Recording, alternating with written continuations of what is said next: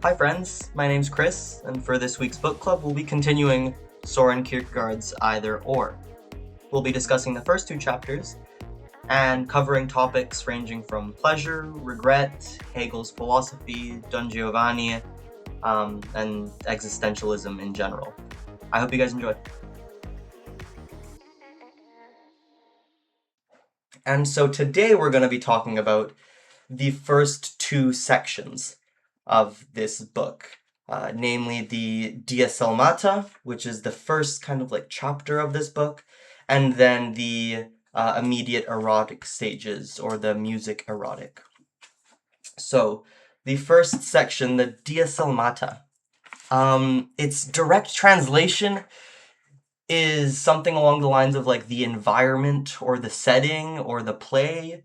But I think like a better definition or a better translation to what it's about nowadays would be closer to like the mood or the vibe. So this chapter is trying to kind of give us the vibe or the setting, the mood of the way author A views the world, views life. And it's written in a very poetic and reflective way. It kind of shows how like complex or maybe and how much like spiritual turmoil this author A is in. Um, it talks a little bit like it kind of alludes to like this like desperate like need for meaning that he's just having a hard time finding. He seems like very tired of existing. He's seen enough. He doesn't want to make more choices. And I think a lot of people at this point, they start to like read the Diapsalmata and kind of think to themselves, well, this man just seems like a troubled hedonist, someone who's only concerning themselves with pleasures. And to some extent, I think that's a fair reading, but I don't think it would be fair to characterize this author A, at least in the Diapsalmata, as a traditional hedonist. More so as a hedonist who perhaps gets his pleasure from control, the ability to control one's future, or maybe he gets a type of pleasure from the possibilities of choice and like the ability to choose otherwise. It's like this choice and this future that brings him pleasure, and that leads him to kind of live in this state of paralysis maybe. And so I'm just going to go ahead and read a few passages to I guess like elucidate or like illuminate the what this guy is feeling. So at the very first line, he starts off with a little meditation on what a poet is. He says, "What is a poet? He's an unhappy man who hides deep anguish in his heart, but whose lips are so formed that when the sigh and cry pass through them, it sounds like lovely music." So he's saying that this poet is like a very tormented man, and unfortunately, no matter how hard he cries for help, it just sounds like beautiful song to everyone else. And that's the only way you can kind of communicate with the world. In other sections, he says, well, recall that it is through sin that one first catches sight of salvation. It's only through like darkness and torture that we can kind of find happiness. He says, my melancholy is the most faithful mistress I have known. What wonder then that I love her so much in return? So a lot of turmoil, a lot of love and hate in him between like dark feelings, dark sensations, what it means to exist, etc., etc. And so I think the most reading this again, I think I've read this book a couple times, but reading this time, I would want to bring to focus the way he's kind of viewing the world to me. To me, it seems like the individual is, this guy's like standing in the present, and he's reaching into both the future and the past, and gaining pleasure from the future and the past, but gaining pleasure from the future and the past in very different ways. So the way he kind of gets pleasure from the past is through recollection and through memory. So this guy is almost like going into the past and looking at our memories, and I'm sure you guys can like resonate, but if you look back at your memories, you can fill in the holes that you may have forgotten. You can kind of like give it like a filter or a taste. You can give it a narrative. so that it's not as dark as it may have been. It's almost, they can kind of paint this perfect memory in one sense. And what's so beautiful about memories is that they can't be changed anymore. They're like stuck in time, etched in stone. There's no wondering about what could have been. You know what happened. And there's a type of pleasure that he gets in being able to view the past and see it in clarity, and then to manipulate it in whatever way would make him feel best. You can think of, like, I don't know, like a past relationship that that ended, but you can look back on it and put a nice filter on it and be like, you can highlight the moments that were like super happy and just look back at it with this like bright light. So that's one way in which he's kind of like one dimension of this author A, where he's getting pleasure from looking in the past and looking at her memories. The other dimension is him looking towards the future and the pleasure he gets from control or possibility. So it's like what brings someone pleasure is not so much things in themselves. It's the possibility for them to achieve those things. So like one thing that I was thinking of was like, how nice would it be to, like personally, to have like opportunities to, study a PhD at the top schools, to have the possibility to go to Oxford or Cambridge or Toronto or any of those big shot schools. That seems to have a pleasure in itself, more of a pleasure almost than actually attending one of those schools. It's like that possibility, like the openness of the future, and that's so nice to have, and there's a lot of pleasure you can get from that, from being able to choose any path in the road. And so the aesthete, this aesthetical man, he's getting a lot of pleasure from that, from the ability of choice, from the ability to choose A or B. And then after he speaks a tiny bit of that, he talks about the downside of that type of possibility, the downside of looking at the future in that type of way. And it's Kierkegaard's famous regret passage. And so his regret passage, I'll just read like a little bit of it here. He says, "If you marry, you will regret it. If you do not marry, you will regret it. If you marry or you do not marry, you will regret both. Whether you marry or do not marry, you will regret both. Laugh at the world's follies, you will regret it. Weep over them, you will also regret it. If you laugh at the world's follies or if you weep over them, you will regret both. Whether you laugh at the world's follies or you weep over them, you will regret both." And so he's thinking here that this right here, this paralysis of choice, this inability to, or this you're being forced to choose path A or B. With that comes a lot of anxiety, but at the same time pleasure, because it's possibility. He says that many people think that they are two when having done the one or the other. They combine or mediate these opposites, but this is a misunderstanding. The true eternity lies not behind either or, one decision or the other, but ahead of it. So their eternity will also be in a painful succession of moments in time, since they will have the double regret to live on. And so he looks at pleasure in terms of possibility, not in terms of disappointment or immediate pleasures. And so there's a bit of like a tension in how to understand him. Like, is he being angry that we're forced to make all these choices in life, or is he getting pleasure from the control of being able to choose otherwise? And so that's kind of, I guess, the Diapsalmata. It's setting the stage, the spiritual turmoil this guy is in, these paradoxes of choice, how to live life. And I guess he sums it up nicely in this like one last passage that I'll read, in saying that, "Were I to wish for anything, I would not wish for wealth or power." This is what a traditional hedonist wants: wealth, power, sex, whatever. But this aesthetic man, he doesn't want this, and this is why I don't think it's appropriate to look at author A as a hedonist. "I would not wish for wealth or power, but for the passion of the possible. That eye which everywhere, ever young, ever burning, sees possibility. Pleasure disappoints, not possibility. Pleasures end. You eat that chocolate bar and then it's done, it's over.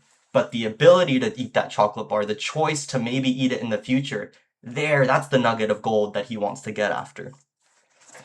And so that's the end of the Diapsalmata, setting the stage a little bit. Section 2, or the immediate erotic stages, the musical erotic. This section will not be understood very well if this is your first time reading the book. If you don't have any type of background or any type of understanding in Hegelian philosophy or in Mozart's Don Giovanni's opera. So like I'll give a super short, maybe like 3 minute blurb on Hegelian philosophy and try and kind of do it justice, because at the time of writing this book, the dominant worldviews in philosophy were the German idealist views, with like Schelling, Hegel, Kant, Fichte, all of these German idealists. They were kind of like everyone was huddled around them and following along with the way they were understanding reality. They were philosophizing about the world, and Kierkegaard did not like them very much, or at least he did not like Hegel very much. And so you'll see fingerprints of him kind of like jabbing at Hegel's philosophy throughout this section. But Hegel was a really famous philosopher at the time. He was the head of the university at Berlin for, I believe, 1 year before he passed away, and kind of reached the top of the top in the academic world in Germany. He wrote The Phenomenology of Spirit. He wrote The Science of Logic, Elements of Philosophical Rights. But all of these books were terribly difficult to understand. He was an absolute shit writer, convoluted. No one could really understand him. So that was, I guess, part of his downfall. And unfortunate, because he had a lot of great thoughts and a lot of great things to say. Hegel's philosophy or worldview, the way he kind of like observed reality, was in terms of absolutes. He saw everything progressing towards one final truth or one absolute. He saw world history making its way, like kind of trekking along this path towards an absolute. He saw religion trekking its way along to this absolute. Morality kind of trekking along its way to this absolute, like it was getting closer and closer to perfection. Same thing with science. I think science is a pretty good example here, because we know, if we look back in history, that science has been really, really wrong in the past, and its progress has not been linear. It's not just been one straight, kind of like nice, neat trail that we've been marching up. It's been a bunch of like valleys and hills that we're trekking along. We used to think that the Earth was the center of the universe, or that an atom could not be split. We used to think that we didn't know about like the speed of light, or we didn't know that the sun was not a ball of fire. And so science would get things wrong, but over time we get closer and closer to an absolute understanding of science. We get closer and closer to truly understanding reality in its most fundamental nature. And this is kind of the view that Hegel had about reality. We're getting closer and closer and closer as history moves on, and eventually the truth will emerge. But maybe not now, maybe not in 1,000 years, but eventually, maybe it will. There's this type of wisdom at every stage of the process. And it's these little like wisdoms that we need to look at and then see if we can incorporate them into our present. The truth will eventually emerge, he thought. And so another way kind of most people are seeing history is like we see history in terms of humans being very primitive and then developing into like advanced civilizations. And Hegel thought, like, hey, that's a fair way of understanding it, but really we should look at history in terms of individual instances in history, like little repertoires or like little chapters, where we should look at them and try and extract the value from that given chapter or repertoire and see if we can like synthesize it or incorporate it to the way we're living today. For example, you can look at antiquity, like ancient Greece, and look at how they fostered community and how they understood community through like the agora and like open dialogue and just like community building, all the type of stuff there. And wow, they really valued community there. We can look at the medieval ages and see how honor played out, how important honor was as a role, or nobility. And then we can incorporate all of those things into our present day and maybe get closer to this absolute truth or this correct mode of living. And so he saw history as this thing that like fluctuates between extremes, and we need to kind of pick out and try and synthesize it into our current way of living, and try and make it the best way possible. He also thought lots of things about art, which are pretty topical, I guess, to this musical section. And so Hegel saw the world in a type of systematic way. Everything culminates over time, progressively, in a non-linear way towards an absolute truth. Kierkegaard didn't like this at all, because through understanding the world in this way, we're looking at the world in a very objective sense. And for Kierkegaard, the most important thing about, or one of the more important things about existing as a human being is that subjective dimension to us. The very personal, intimate, and let's say like phenomenal aspect of what it means to exist like a human.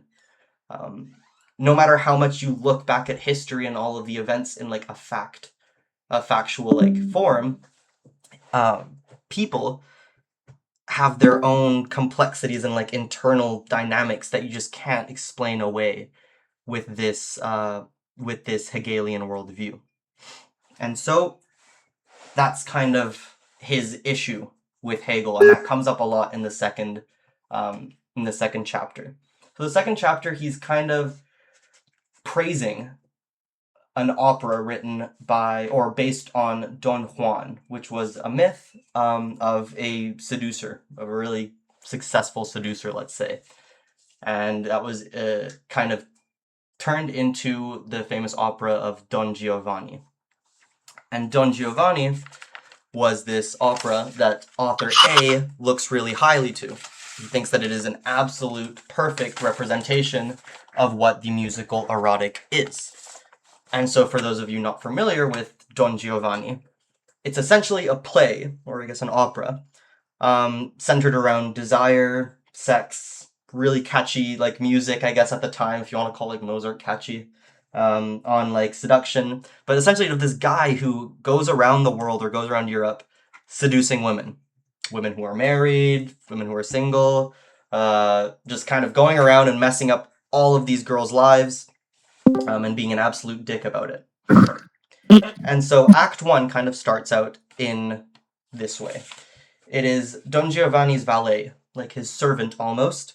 He's complaining about his boss in Act 1. And then it quickly cuts to Don Giovanni leaving a woman's house, a woman named Donna Anna. And he escapes her house, but he's hiding his identity. He has a mask on. And this woman, Donna Anna, she chases after Don Giovanni because she wants to know who he was. Who was this man I just slept with, or who just seduced me? The father hears this commotion and comes out to try and, see who this man is. Don Giovanni ends up killing the father of this woman that he seduced. This woman was a married woman. She was married to another man named Don Ottavio. And so Don Giovanni kills the father of this woman. The husband of this woman says, "I will avenge your father, don't worry. I'm going to go find Don Giovanni and kill him." The next scene is one in which another lady named Donna Elvira, she is one of Don Giovanni's many exes. She's kind of like, "I love you so much, but I can't believe what you did to me. I'm gonna find you, I want to kill you."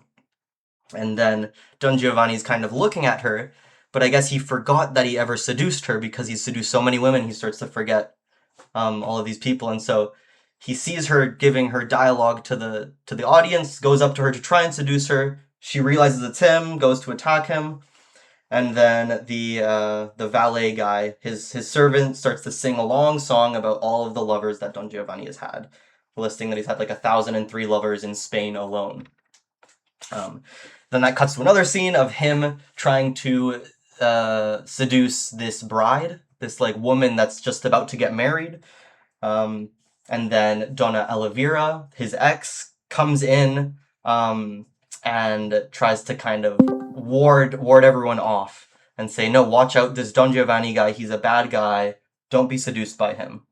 Um, and Anna, the other girl whose father was just murdered, she also kind of joins in on this, and everyone starts ripping into Don Giovanni and saying, "You're an absolute piece of shit. You have no morals, no backbone. I cannot believe you're just going around here seducing women, ruining lives." And Don Giovanni just runs away because that's what he always does. He runs away and just finds other girls. And then what happens in Act 2, or I guess like later at the very end of Act 1, is that this woman who was just about to be married, she ends up kissing Don Giovanni, and she's begging her husband for forgiveness, saying, "I'm so sorry, he seduced me, he used nice words, I love you, not him," asking for forgiveness.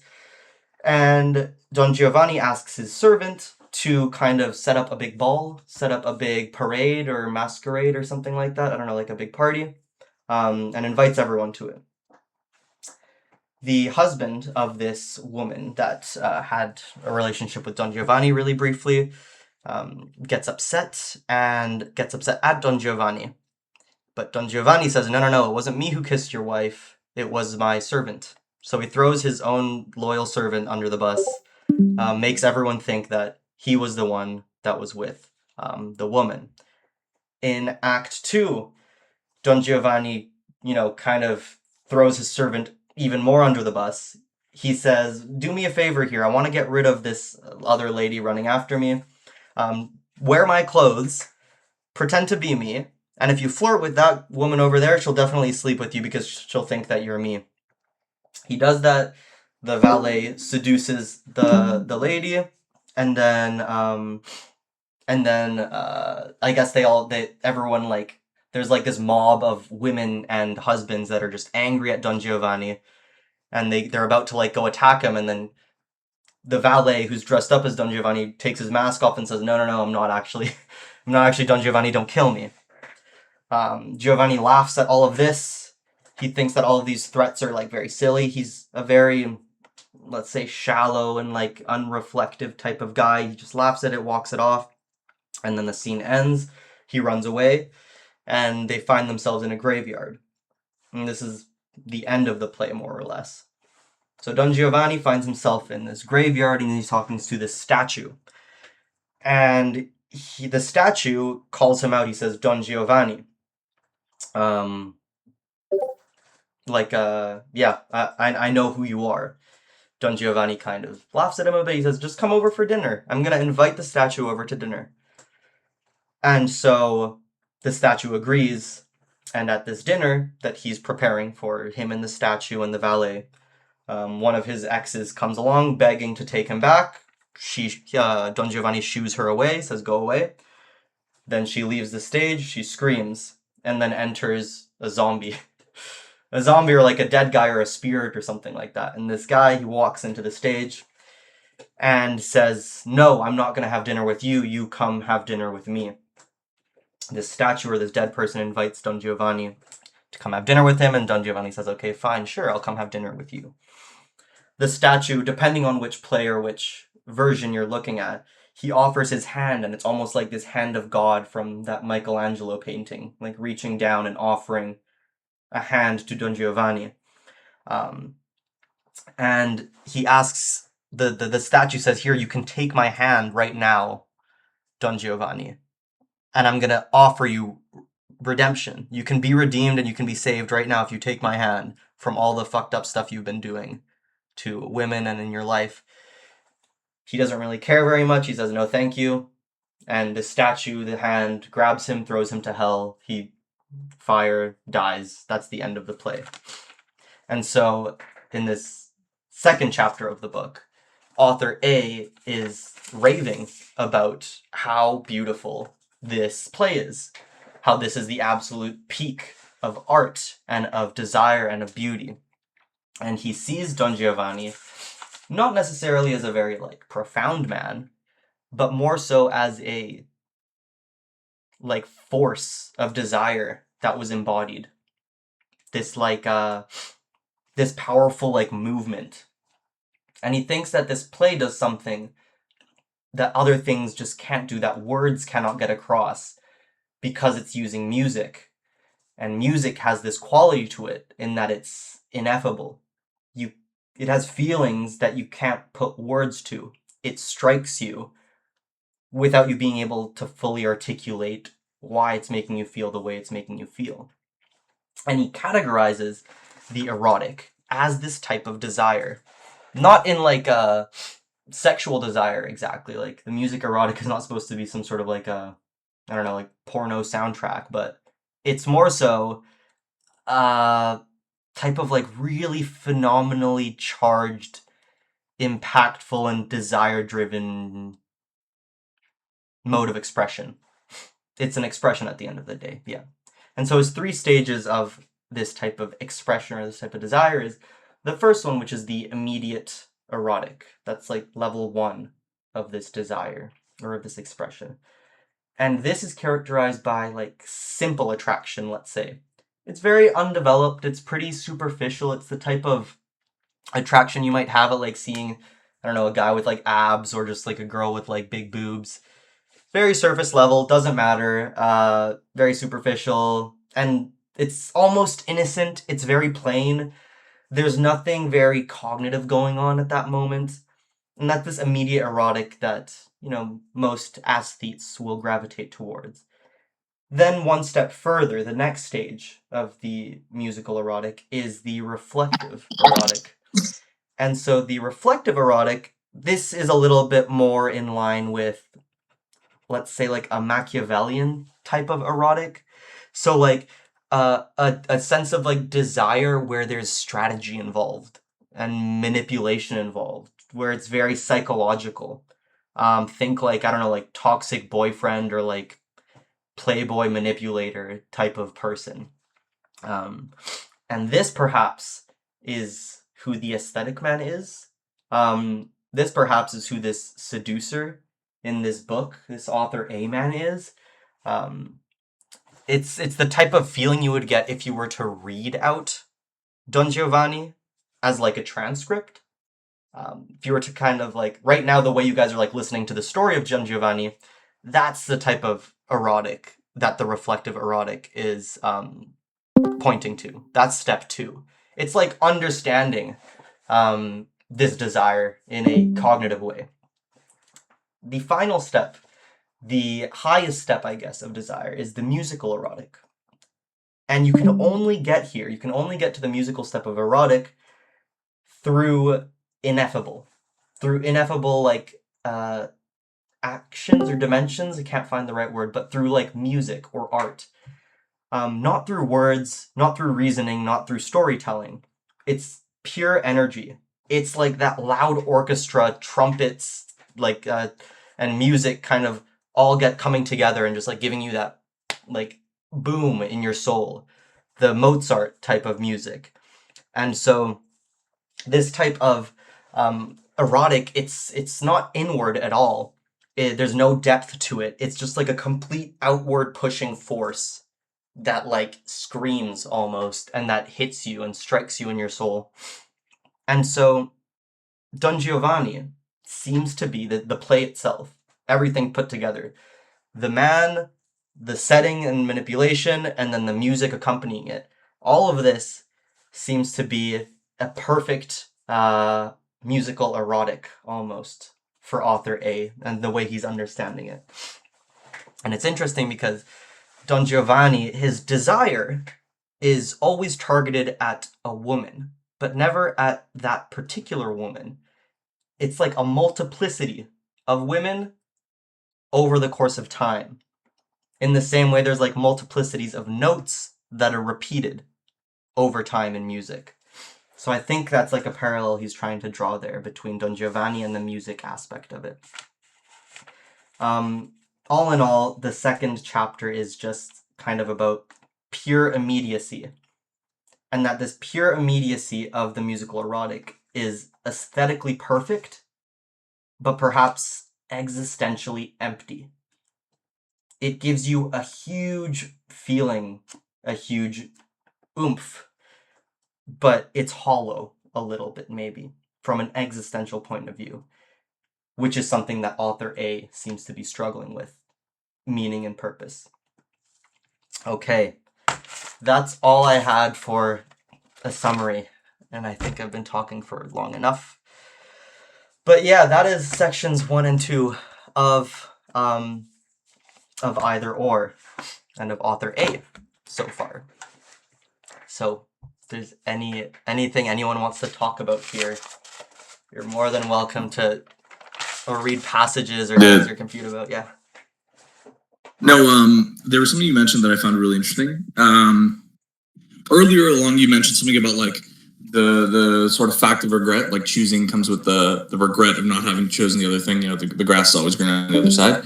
And I found that in the story with Don Giovanni, it was pretty well exemplified. Like to me, I see it as like autonomy is kind of a prison in and of itself. Like to retain your autonomy, this sort of like Western conception that you need to have freedom all the time is in and of itself a prison, because the moment you choose something, you're by virtue excluding something else. So it's kind of like if you're on a diet and you know, let's say you have like 200 calories to spare and you want to get a dessert, but you're paralyzed by the choice of dessert. The whole day might pass and you might not actually have any dessert. And I think Don Giovanni's story is kind of like his dessert is the woman, in the sense that like he never actually picks a woman to settle down with, and so he always maintains that freedom of being able to sleep with whoever he wants. Yeah, no, exactly. That's how. Yeah. Yeah, I don't know. Just the last bit. Sorry, I got a message, but was like is the fact that he doesn't like the fact that he doesn't sleep with any other women, or sorry, like doesn't settle down with a woman, is that sort of like choosing to retain your freedom, but by doing so, he's kind of condemned to this lustful life, which is either a virtue or not, depending on who you are. But yeah, I mean it's like not at the same time not choosing is a choice itself, and I think that's the paradox that author A is faced with. It's like, I don't know, he goes around like he's like at a buffet almost, sampling like a little bit of everything. One woman here, one woman there, but he's never having one full course meal properly. And he'd rather have the choice to maybe have one full course meal at the end, or never, rather than actually going ahead and kind of like, yeah, like tying himself or committing to that one choice. It is very like paradoxical, and I think you explained it in a really good way. Yeah, that's how I see it, at least.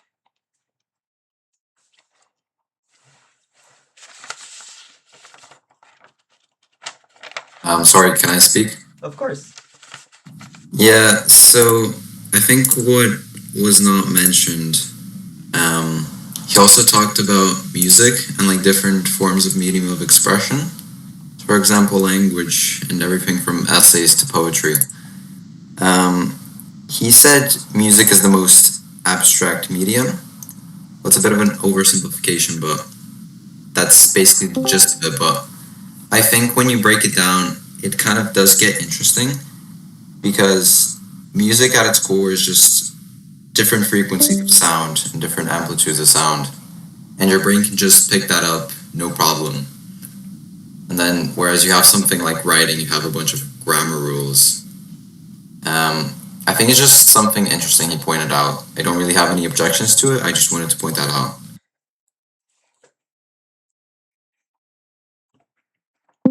Yeah, there is like this, and I want to say like, yeah, like just like a very like phenomenal dimension to music that's not found in other mediums, which is why I guess he calls it so abstract.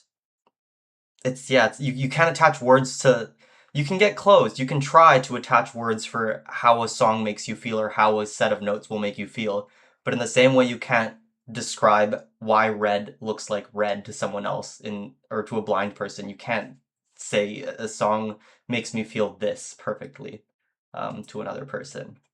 And that's where this abstractness comes from. Yeah.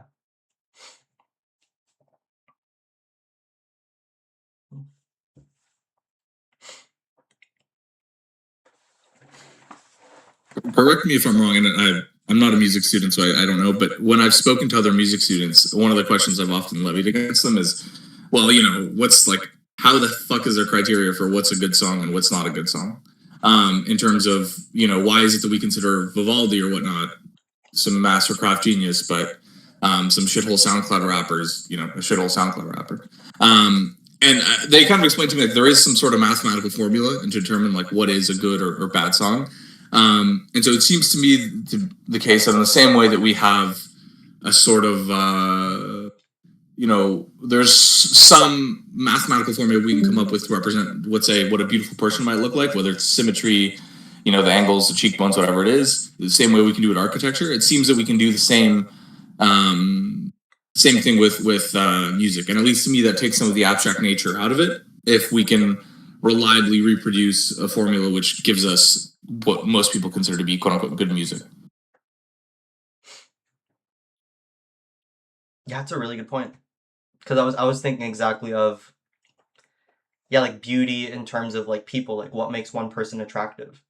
And what is this thing called, like koinophilia? But it's like a rigorous study of like the dimensions and the proportions of like someone's face and how symmetrical and whatever. So it's like you can break down aesthetic things in a very descriptive and like systematic way.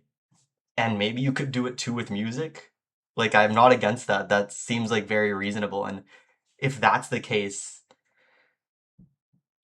but I think maybe more so what Kierkegaard is, or I guess, sorry, what author A is getting at is not that it couldn't be understood in technical terms, but that the phenomenal quality that music or that beautiful thing would evoke would be ineffable.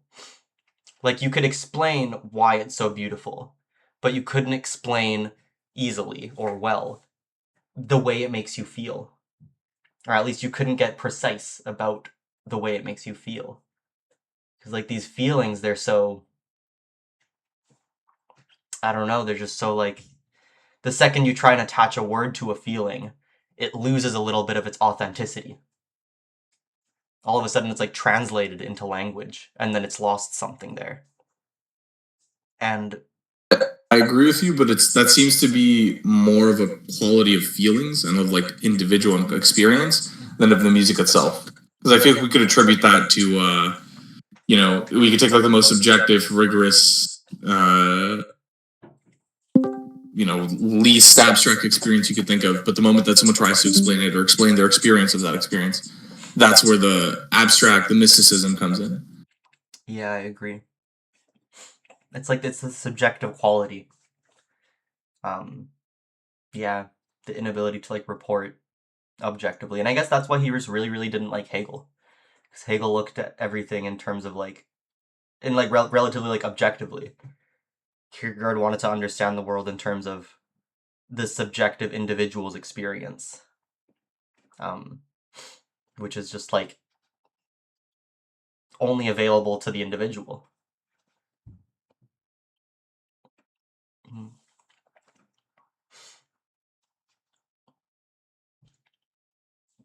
Anyone else have like passages or like thoughts that came up reading these if you did some readings? Confusions? Because I'm still kind of confused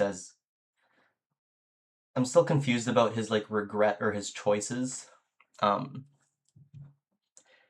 getting pleasure from possibilities, but at the same time those possibilities causing a lot of like distress and regret. Like, I can't reconcile those two dimensions, or at least why author A is like clinging on to them. He like wants he's almost like a masochist, it seems like. He's like getting pleasure from something that's like eating him up.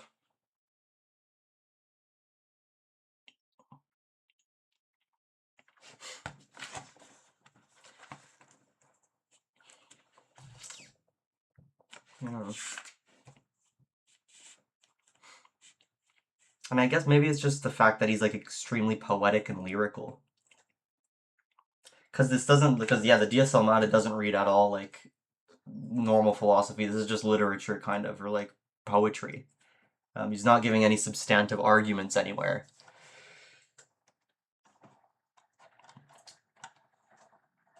I used to write in the exact same writing style. Like I remember one class, like one English class, I just got so bored. I just started writing a bunch of passages that sounded exactly like his own. Well, okay, I'm not a good writer. I'm not saying I'm a good writer, but I researched it more, and turns out it stems from what's called the Romantic writing style. It comes from the Germans. It's just a bunch of aphorisms.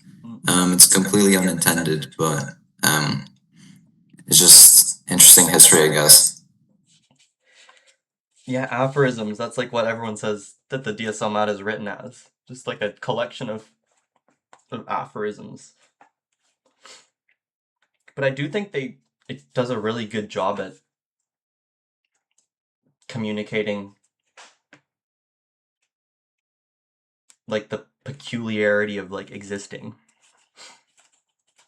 Like just how strange it is to like be a person like walking around. It gets that feeling across. And that's why I value it so much more than Yeah, and I think a bit of irony is that he writes like a poet would, and he says that poets can't really convey their negative feelings as well because it's all like wrapped up in like these poetic techniques and whatnot. But I feel like I kind of understand him completely. So I feel like there's a bit of paradox to that. Well, I just don't agree with it, but yeah, whatever he says, I guess. yeah. Yeah, I like that interpretation, Henry. I guess maybe for this guy it's better to feel something than nothing. And regret fills up that desire to feel something. Better to be in pain than not feel anything at all, maybe.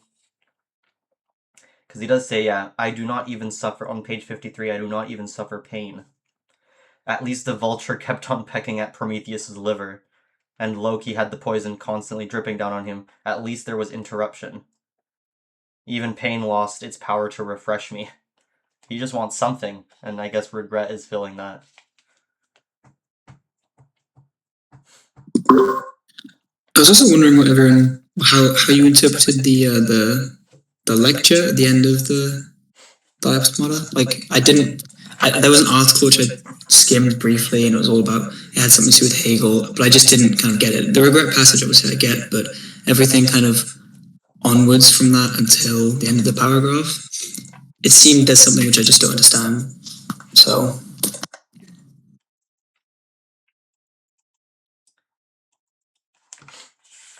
I think, yeah, the way I understood it, looking at it from like a Hegelian point of view, is that, well, like you say for example, okay, if you marry, you will regret it because now you're tied to one person. If you don't marry, you're also going to regret that because you don't have a person. And what lots of people will reason or say, it's like, well, why can't you just kind of have a bit of both? Why can't you marry someone, be with them, but have your own like individual free time and engage in your own hobbies? It's like, why can't you, yeah, like, it doesn't have to be coffee and milk. You can have coffee one day and then milk the other day. You can have both. You can synthesize, as like Hegel would say. You can have the thesis and the antithesis. You can have both. There's no problem here. We can have both things. We can marry and kind of be married and engage in this relationship, and then at the same time we can have autonomy and do the own things that we want to do and not be constrained or anything. And so this is what most people think. It's like, oh, we can just things in moderation. We can have a little bit of both. No worries there. But I guess author A here is saying, no, you've kind of like missed the point. That's not how it is all the time. In that instance, you're still choosing one thing. You're choosing both of them. And that's very different than choosing just one of them. Choosing coffee and milk is very, very different than just choosing coffee. You've still made a choice. And I think that's the point he's trying to make. No matter what way you look at it, you're still making one choice. Even if that choice is like a combination of two, you're still making that one choice. And in doing so, you now have to live with the regret that will come with making those two choices, or those two combined choices, that synthesis of choice. I think he says, yeah, like at the like right after the regret passage, he says, yeah, many people think that that's what they are to when having done one or the other. They combine or mediate these opposites, but that's a misunderstanding. True eternity lies not behind either or, but ahead of it. So before the choice is made, that's where eternity lies, not after synthesizing both choices. But I'm also unsure because, to be honest, like I've never studied Hegel properly. I, other than like intro classes or like brief like little things, I've never read him in full, so I don't know what type of criticisms are being kind of argued. It seems like a very semantical criticism to me, in the sense that you're looking for tangible consequences out of a set of choices. Let's say the reason that I'm drinking coffee is I want the caffeine, but the reason I'm drinking the milk is I want I don't know, the taste of milk, whatever it is. Like, you can combine them two and still reap both tangible consequences. I get the semantical argument that's like, yes, technically speaking, it is a different choice than just getting the milk or just getting the coffee, but you're maximizing the rewards or the outcomes that you're trying to get. And then on the other side, I find that the regret thing is a very odd, at least for me, like when I look back at decisions that I've made in the past, having to regret to me is to will having made a different decision. And in that sense, I'm if I were to go back in time in that exact same moment as the individual that I was, I would have made the same decision, because that's the decision that ultimately I made. To have made a different decision would be to will yourself in your current state with your current ideas, criticisms, and knowledge back into that state, and then make a different decision, which seems to me I guess like a little bit absurd. Yeah.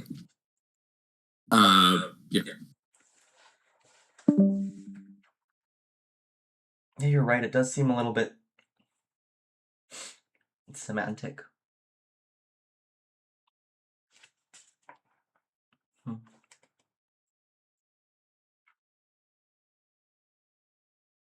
Is there anything wrong with this aesthetic mode of life? Does it bring about too much spiritual turmoil, if it even does?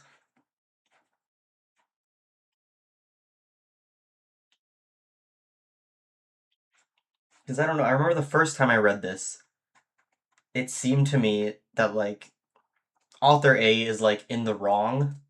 Like, this is a bad way of living. Like, this is shallow. But it's not striking me that much so this time. Especially because of the way he looks at possibility as being the great pleasure. Open doors as being a great pleasure. I mean, it entirely depends on what moral values you presuppose. Because you're right. I mean, if you do all this legwork to build up a very what's the word? If you write a bunch of pages in a sort of poetic manner to appeal to someone's emotions, that this having all these options is a sort of like great eternal pleasure, and then you present a person's life who maintains that eternal pleasure, it's going to seem like the right option. But I'm sure if you were to ask somebody who's a heavy proponent of monogamy, then they're probably going to look at it in a very different light. And so I think it just really depends on your natural proclivities. And to say, like, you could live in the story, he lives his entire life in that manner. But for, like, at least I've had friends who are, they sleep around a lot and whatnot, but at some point they sort of taper off and then either meet somebody and start to settle down or what. Not to say that happens to everybody. I'm sure there's people that sleep around their whole life, but you do always retain the option, even into your older life, to settle down and pick a partner. Yeah, but is that choice to settle down and pick a partner out of perhaps like practicality or comfort, or like, I don't know, I'm trying to think of like, if I wish I knew someone who was actually like Don Giovanni and I could like interview them and get into their minds. brother Don Giovanni's sister right now, the one away.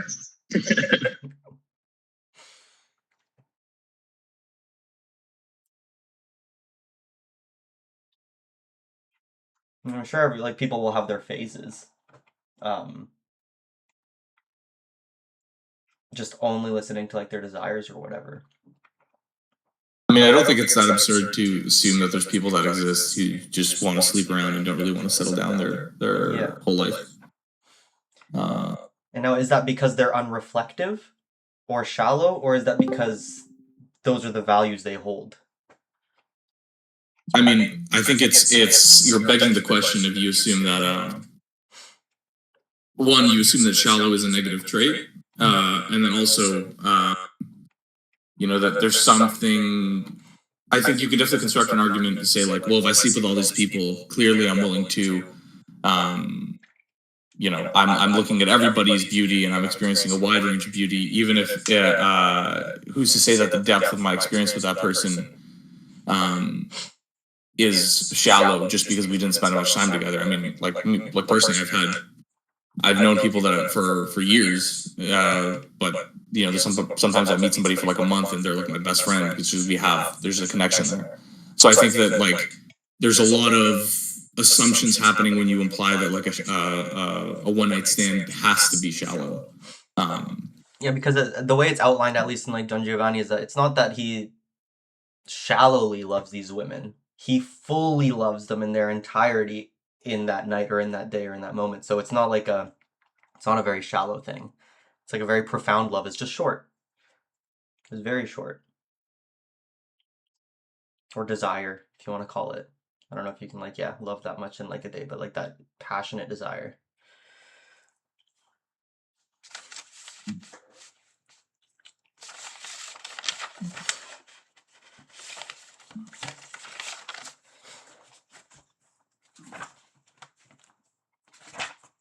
Any other interesting points?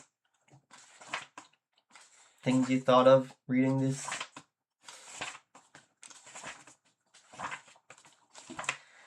What's next? If I want to understand Kierkegaard a little bit better while reading, this book, what's like a good side, read to better kind of understand some of what is said?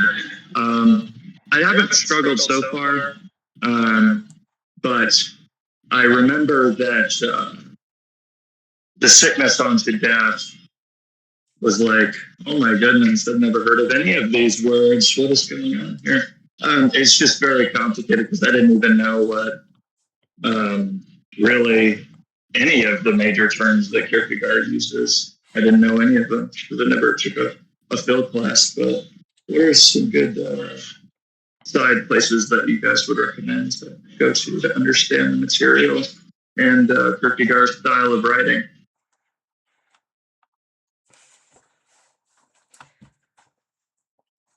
I think this book is the best to start your Kierkegaard journey off with. Sickness Unto the Death is like so that's like, I don't know, it's like skipping like 5 levels. It's really difficult to read, honestly. Personally. I don't think Thank you. Cade says it's not that bad, but that's because, I don't know, he's been reading Kierkegaard his whole life, but like when I read it for the first time I was confused, yeah. Well, thank you, Chris. That makes me feel less of a Neanderthal. I appreciate that. It humanizes me. I'll go for the journey. How about that? I'm on the journey and we're going. I'd also recommend the Stanford philosophy encyclopedia. A lot of the times they do a good job of explaining any concepts. Like I've read philosophy books and I've run into things that I didn't get, and you just put whatever it is you're looking for, and it'll give you a brief overview history, and you can go in kind of as deep as you want with it. Mm-hmm. Thank you so much, Daniel. I appreciate that, bro.